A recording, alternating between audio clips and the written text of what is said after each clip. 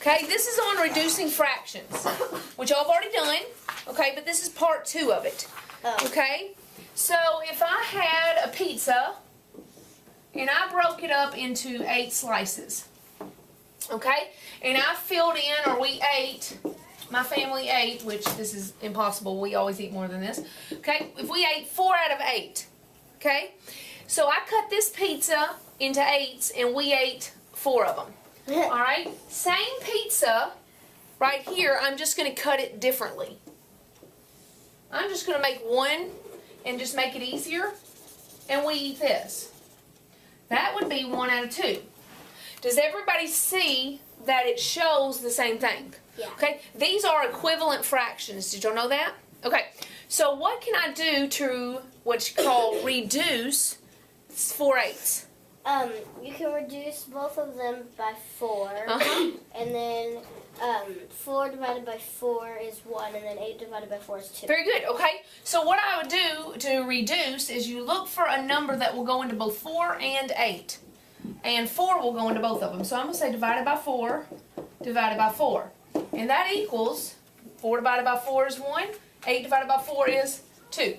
Okay, see how we did that? Now, sometimes people don't automatically think of the number 4 to divide by. So let's say you thought smaller. Let's say you thought 2. So if I divided this by 2, divided by 2, then I would get 2 and 4. You can do. But then you would, again. hopefully you would see, this is not reduced all the way. I can actually reduce it again. But So- you should, like, I normally memorize 2/4 or 4/8. I see what you're saying. I normally memorize this one. That's good. So I just write that. That's good. That's fine. And then you would take 2/4 and divide by 2 and get 1/2. Does everybody see? This one took 2 steps because we chose a smaller number to go into them. So if you choose a larger number that will go into it, you have less steps. Okay? Really not a big deal. All right? Now, if I told you to reduce this, what would you do? Levi? Garrett? What would you do here? What number should we choose? Levi? 4. Okay, let's try it. Divided by 4, divided by 4. I would get 2/3. You think that's final? Yes. It is. Yes. Because it's an odd and an even. It's kind of very rarely. Like 1/3. I normally get 1/3 or 1/2. Right. Okay? But if I would have chosen 2, which I could have, it would have reduced, but then we'd have to reduce that again. Okay? It'll be Got it? 4/6. 4. Yes, very good. And then we would have to reduce that one again. Yeah. Yep. Make it 2/3 too. Okay? If I told you to do this, what would you do? Write 40% as a fraction. What would you do? Yeah, I had this problem yesterday and I Did did you? practice and I got really Okay. That's strange. Sometimes Saxon does that, I notice. yeah, because like me and my mom like have so much trouble with these kind of things. 40%, like Okay. What does that look like out of for a fraction? 40 over 100.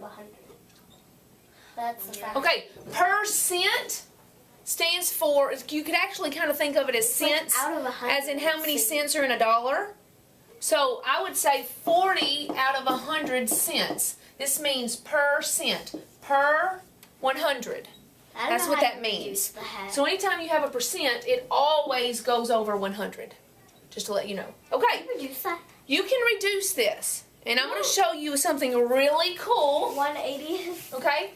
If anything with zeros means that you can divide by 10. Okay? So let's divide by 10. I'm going to choose, I think that's a pretty large number. 40 divided by 10 is 4. 100 divided by 10 is 10. Okay? The way I think of putting Will it reduce more? Yes. What number? 2. 2 will. Yep. So let's go again. Divided by 2. Divided by 2. And I would get 2/5. Will that reduce any more? No. No. That's the final answer. Yes. Okay? Yes. No. the way I remember like to put percents into decimals or like normally fractions, but like 40 is out of 100. So all you do is like you just write the 100 on the bottom because it's out of 100. Yes, you're right. Good job. Okay, let me show you something kind of cool. There's an easier way than me writing out divided by 10, divided by 10. Watch what I do. And what does it become? 4/10.